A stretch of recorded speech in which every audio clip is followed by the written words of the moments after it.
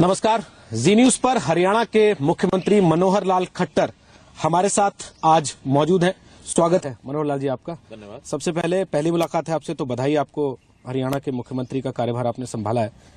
और एक चीज ये कि क्या आपको कहीं लग रहा है कि जिस नोट के साथ 1 महीने बाद एक सीएम को नए जो पहली बार बना हो इंटरव्यू देने आना चाहिए, वो कहीं ना कहीं थोड़ा सा उस पर छाया पड़ गई? रामपाल के आश्रम में जो कुछ हुआ, सतलोक आश्रम में जो हुआ, तो जितनी वाहवाही आपको मिलनी चाहिए थी उतनी मिली नहीं। नहीं, मैं ऐसा नहीं मानता कि भी कोई रामपाल ऑपरेशन की कोई छाया पड़ गई और मुझे वाहवाही मिलनी नहीं मिली।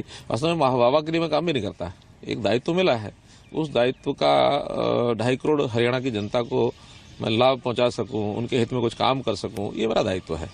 इसके कारण से मुझे कोई वाहवाही मिलनी चाहिए नहीं मिलनी चाहिए, मैंने कभी चिंता नहीं की। लेकिन पहली चुनौती ऐसी आ खड़ी हुई जिसमें लोगों ने सीधे सीधे कहा कि सरकार ढीली थी, कोर्ट ने फटकार लगाई, तब सरकार ने काम किया। कोर्ट के फटकार लगाने का विषय भी नहीं था, जो कि ठीक है। 26 अक्टूबर को शपथ हुई और 26 अक्टूबर को शपथ होने के बाद इन सब विषयों की मुझे को बहुत जानकारी भी नहीं थी कि अभी कौन से विषय कोर्ट में चल रहे हैं, कौन से आएंगे कौन से नहीं आएंगे। सहज तरीके से वो 4-5-6 दिन में एक विषय आ गया और विषय इतना गंभीर था, इसकी जानकारी मुझे भी नहीं थी। एक प्रकार से कोर्ट की अवहेलना की है, तो निश्चित रूप से उनको आना ही चाहिए। तो हमने सारी रणनीति बनाई कि कोर्ट में लाने का हम अपनी ओर से पूरा प्रयत्न करेंगे। और अंतोगत्वा जो हमारा उद्देश्य था कि बिना किसी निर्दोष व्यक्ति को कोई हानि पहुंचे, उसके बिना ही हम उसको कोर्ट में लाएंगे, हम लेके आए। पर एक आदमी जो एक आश्रम चला रहा है एक राज्य में छोटा सा, वो पूरी सरकार को बंधक बनाकर रखता है, करीब 2 हफ्ते तक बंधक बनाकर रखता है, और 26-27 करोड़ रुपए लग जाते हैं उसको वहां से उठाकर अदालत में पेश करने। आपके विपक्ष के लोग, विरोध के लोग, वो सब ये कह रहे हैं कि सरकार फेल होगी। ये विषय आज का थोड़ा ही है। आखिर उसने इतना सब कर लिया और इतने सालों तक वो वहाँ एक आश्रम बना के बैठा है, और उस आश्रम के बारे में यानी पिछली सरकार ये जानकारी नहीं ले पाई कि किस प्रकार का वो आश्रम बना है, कैसे वो अंदर बैठा है, और उसने इतना भारी अपना किले जैसी व्यवस्था कर रखी है। और ये पहली बार नहीं, करौथा में भी जो विषय हुआ, तो करौथा से ही उस सरकार को इतना चेतना चाहिए था, पता होना चाहिए था। क्या मैं समझूं आपको कुछ ऐसी चीजें मिली हैं जिससे आपको लगता है कि राजनीतिक संरक्षण रहा है पिछले कुछ साल में रामपाल को? कहीं ना कहीं रहा होगा, उसके बिना इतना कोई हिम्मत करेगा ऐसा लगता नहीं है।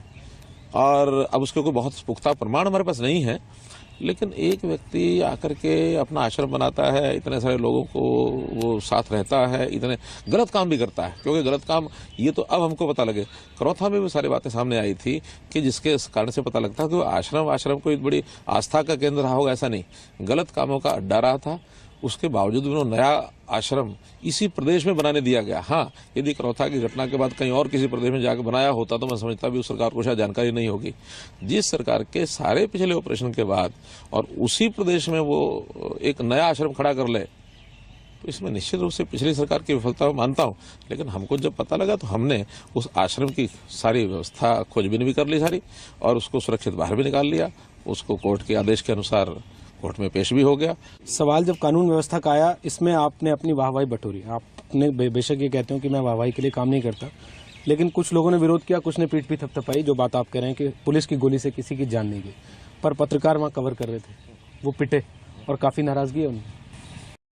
पूरे भारत में 28 गुंडे सतलोक आश्रम चला रहे हैं, जगह जगह नामदान सेंटर खोल करके पूरी जनता को लूट रहे हैं। और भारतीय जनता पार्टी मूक दर्शक बनी हुई है, क्योंकि इसको वोट चाहिए, वोट की राजनीति करती है। आप देख लीजिए, खुलेआम हरियाणा में 5-5 सतलोक आश्रम चल रहे हैं। शायद